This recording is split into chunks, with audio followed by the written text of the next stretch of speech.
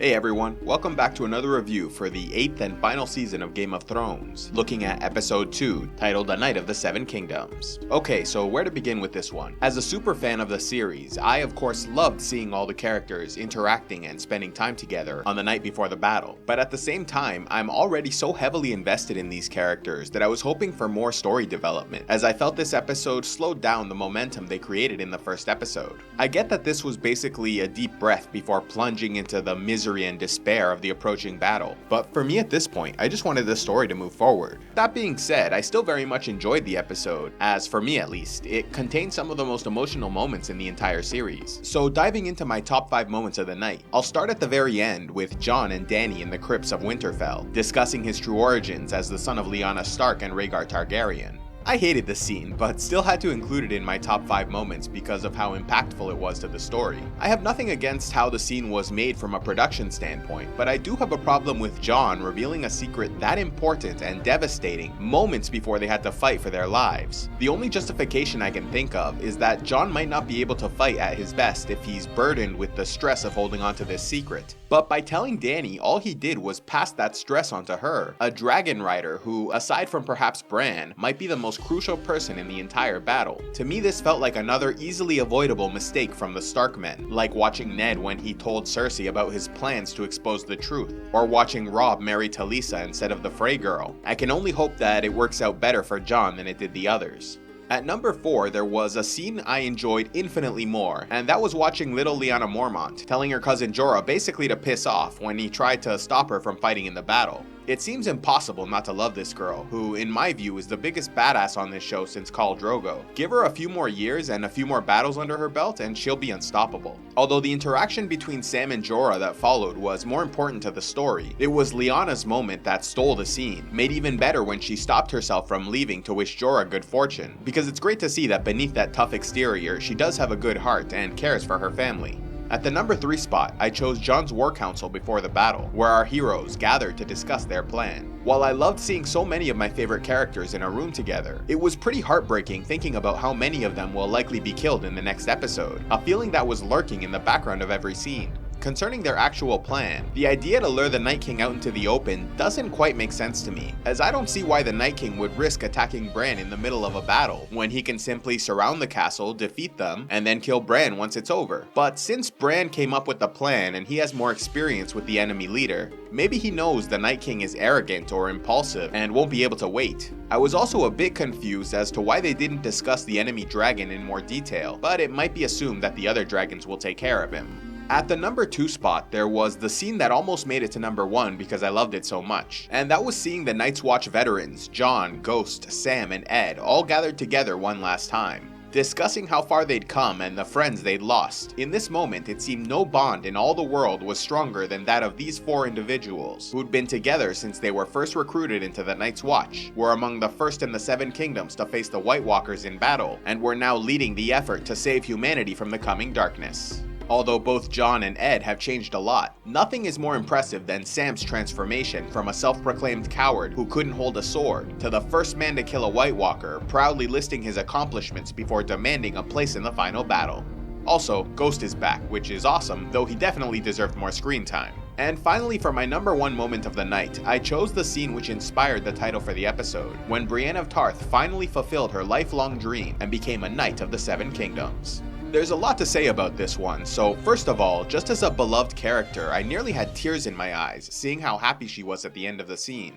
As far as I can tell, there were 2 moments in her life where she accomplished her lifelong pursuits. The first was when she was named Kingsguard to Renly Baratheon. This was no doubt the honor of her life up to that point, but unfortunately she had no one to share it with. Although the king was fond of her, they weren't close enough to be friends, and everyone else looked at her with contempt because she insisted on being a warrior and refused to accept the traditional role of a noble lady. But this time, not only was she fulfilling her dream of becoming a knight, but she was being knighted by one of the most famous warriors in the kingdom, who specifically asked to serve under her command, and was surrounded by her friends who respected her, and even a not-so-secret admirer, allowing her to fully embrace the joy of the moment, and genuinely smile for perhaps the first time in the entire series.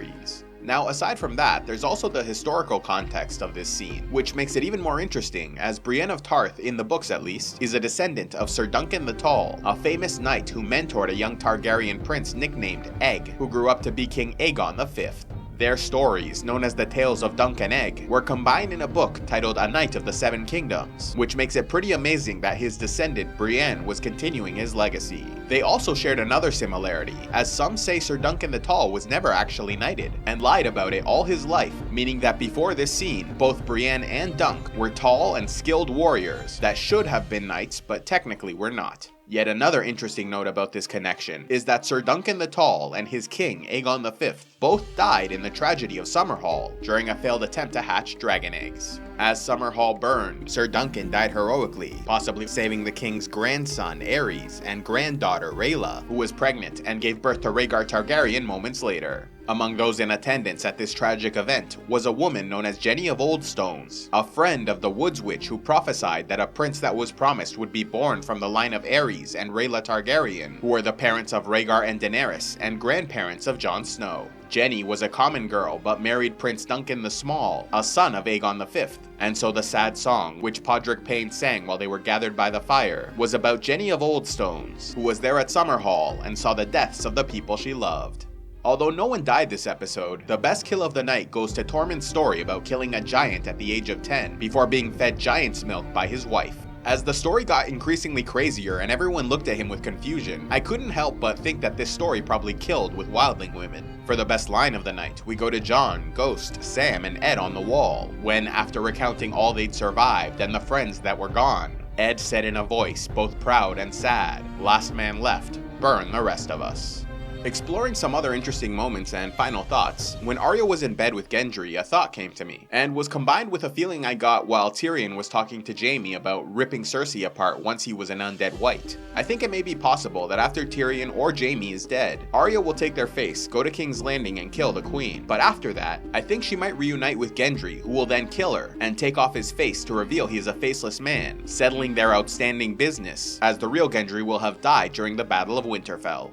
I also got this feeling that even if Dany survives the battle, she is not going to be queen of the Seven Kingdoms. Since coming to Westeros, almost no one has welcomed her, aside from a few noblemen who wanted to win her favor. Everyone else looks at her as a foreign conqueror rather than the rightful queen, and I got that feeling again this episode, as her attempts to make peace with Sansa failed, her subject Theon came back not for her but for Sansa and the Starks. Those truly loyal to her like Grey Worm and Missandei feel uncomfortable and want to leave these lands, and in the end she even learned that she's not the rightful heir to the Iron Throne. As much as I don't like the Targaryens, I do like Dany, and it's pretty sad seeing her work so hard all her life to return to a land she thought was her home, only to be rejected at every turn. Finally, I just want to make some last-minute predictions about who I think will survive the Battle of Winterfell in the next episode. Going into episode 3, my gut is telling me that most of our heroes will die, but those that survive will be Tyrion, Arya, Daenerys, Sansa, Davos, Lyanna Mormont, who will inherit the sword Heartsbane, Missandei but not Grey Worm, Varys, and Sam Tarly, who will then find and burn the bodies of his friends Jon and Ed. As for the dragons, I think they'll all die, as will the Direwolf Ghost and even Nymeria, who I think will appear during the battle with an army of wolves to help Arya and the Stark army. Now for the overall score, I gave this episode an 8.5 out of 10, only losing some points because the story stalled a bit, but even so, as a fan, this was a very worthwhile and rewarding episode to watch. So that's my opinion, but what did you guys think? Be sure to let me know in the comments, and remember to check out the episode and season recaps to get caught up on what happened, which can all be found in my channel playlists. And if you haven't already, why not check out the new book, The Thrones Effect, written by a number of A Song of Ice and Fire YouTubers, with chapter 5 titled Eye of the Beholder, written by CivilizationEx. If interested, click on the link in the description box below, where The Thrones Effect is currently available as an ebook, while the physical copy and audiobook will be released soon. But that's all for now, guys. Have a great week, and I'll see you next time.